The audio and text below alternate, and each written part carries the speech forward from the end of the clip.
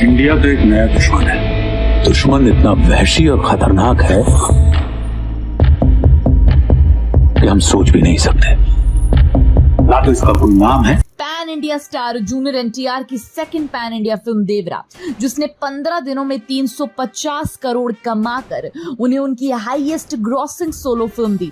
उसके बाद अब एनटीआर की वॉर 2 के लिए लोग दिन गिन रहे और देवरा में वायलेंट एनटीआर देखने के बाद साउथ और हिंदी फैंस इस बात को अब दोहरा रहे हैं कि एनटीआर यानी न्यू टेरर राइजेस अब वाईआरएफ स्पाई यूनिवर्स के थैनोस बनेंगे। अब थैनोस जैसे विलन साइज और पावर में कितना बड़ा था ये तो आपको पता ही है, तो उसका नाम अगर एनटीआर को दिया होता, मतलब स्पाई यूनिवर्स में इससे पहले देखे गए विलन्स एनटीआर के सामने चाय कम पानी है, ये बोला क्या?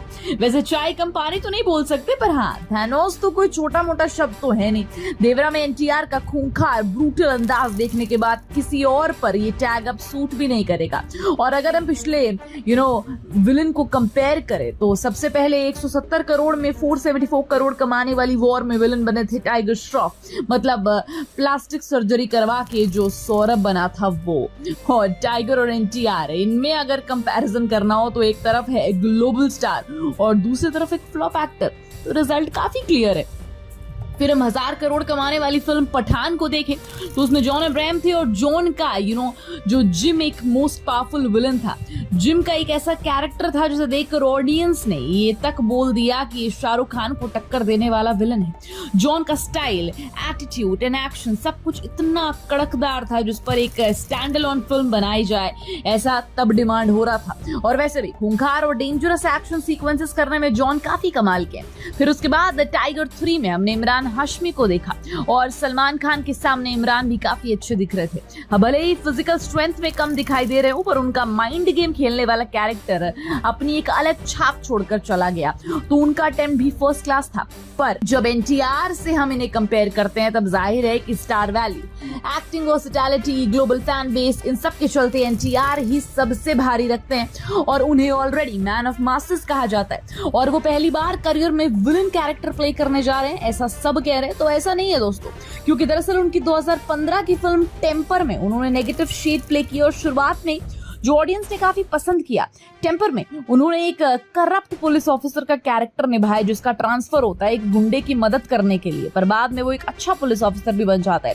पर बेसिकली नेगेटिव शेड में एनटीआर को देखा तो गया था और उसमें भी उनकी इनक्रेडिबल वॉइस, उनके पंचेस, एक्शन, ये सब कुछ सीटी मार था। तो ऐसा नहीं है कि उन्हें नेगेटिव शेड करने का एक्सपीरियंस नहीं है, पर ये तो बहुत साल पहले की बात है और वो कैरेक्टर जैसा था वैसा तो वॉर 2 का होगा ही नहीं। अब इसमें वो एक इंडियन रॉ एजेंट होने वाले हैं और शायद बाद में एक टेररिस्ट बन जाए, पर उनके कैरेक्टर की रेंज उनके स्टारडम को मैच करने वाली होगी और पिछले विलन से जाहिर है कि एनटीआर का विलन 10 गुना बड़ी इमेज लेकर ही आएगा।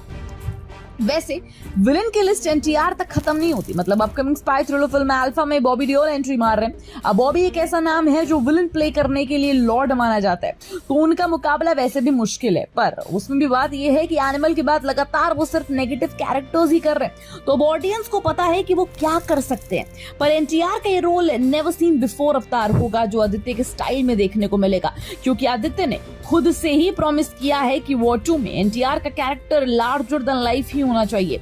इसलिए तो आदित्य ने उन्हें 30 करोड़ देकर साइन किया और ऐसा भी हो सकता है कि एनटीआर का कैरेक्टर आगे आने वाली कई स्पाई फिल्मों में सबको नचाए। तो ऐसे में तो एनटीआर की स्पाई यूनिवर्स में थैनोस बन ही सकते हैं।